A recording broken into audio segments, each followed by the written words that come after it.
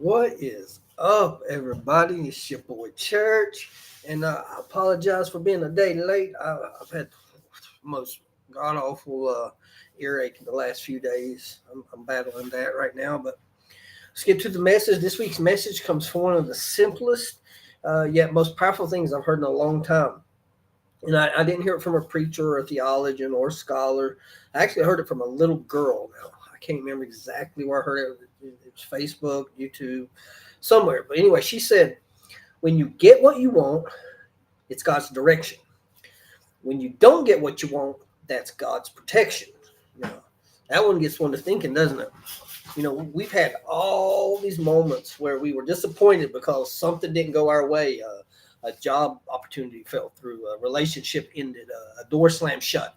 And those moments, it's those moments that get us to question, God, why? But maybe the no was the blessing. We never think about that. Maybe the unanswered prayer was the answer. Maybe the closed door wasn't punishment, but it was protection.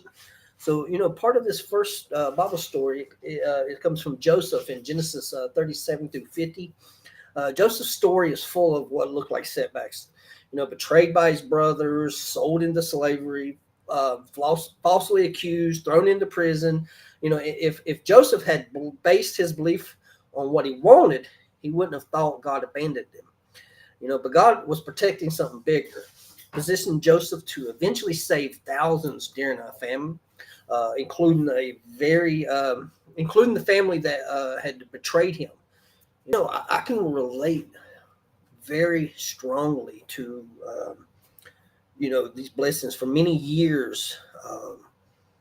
And one day, maybe I could share the story with some people, but I had this incident about the bullet that was meant to kill me saved my life, and that tortured me for many years. And it wasn't until, and then later on, I had this incident where unfortunately I took the life of a girl in Iraq with the military, not stateside or nothing, but I couldn't figure that out. And later on down the road, I figured out it was the bullet was meant to kill me, save my life. So later on, I could save this little girl from a life of hell on earth, as you might as well say it. So I really understand, and I can relate to, not understanding God's blessings. But yeah, it was. But that's a story for another time. Moving on, it's in Genesis. I see 50:20. It said, "You intended to harm me, but God intended it for good." See, what Joseph and what I thought was rejection or misunderstanding, it was redirection. So the second story is called Paul's thorn. It comes from 2 Corinthians 12:7-9.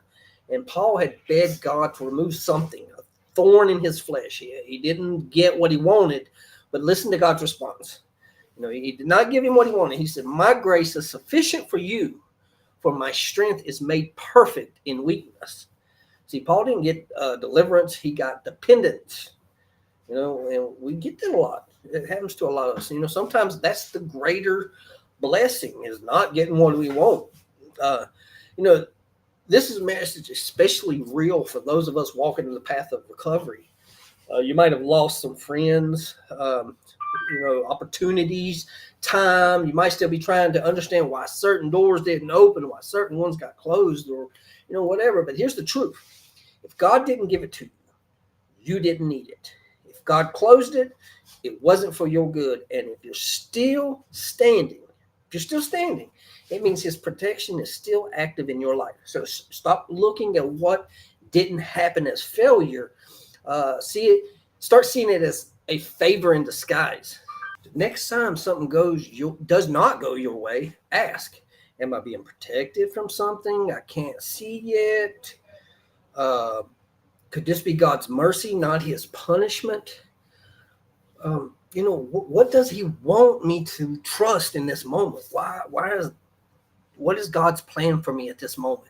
If you shift your perspective from disappointment to divine protection, you'll start to find peace, even in the no's. As hard as that may seem to, understand, We got to be grateful or try to understand, because sometimes the greatest gifts are not the ones God didn't give us. So here at the Hopper House Community Church, we don't just celebrate the yeses. We give glory to God for the no's also. Why? Because we know that his protection is just as important as his direction. If you've ever been blessed by a closed door, if you've ever been spared from something that didn't feel like a blessing at the time, then you know how real God's protection can be, and is. If this message meant something to you and you believe in the mission we're walking out every day here, I humbly ask you for support. Scan that QR code, click on the HH Church donations, and scroll down and hit the donate now button. Everything is a blessing and very much appreciated. So your obedience and giving helps us keep showing up, showing up for the people still trying to figure out whether that no is a curse or a covering, a blessing. It's your boy Church, and keep trusting the God who sees what we can't.